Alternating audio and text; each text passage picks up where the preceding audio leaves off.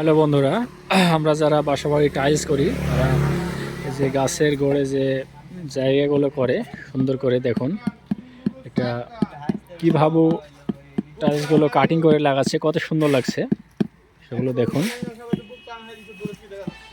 আর এই যে এখানে ফুলের গাছ হবে, সেটা বুঝতে পারবেন যে এটা সুপারি গাছ।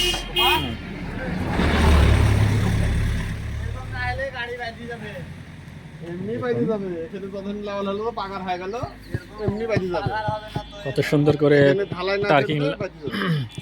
পার্কিং গুলো লাগানো হয়ে যাচ্ছে দেখুন।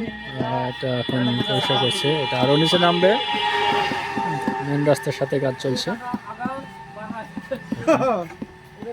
এই যে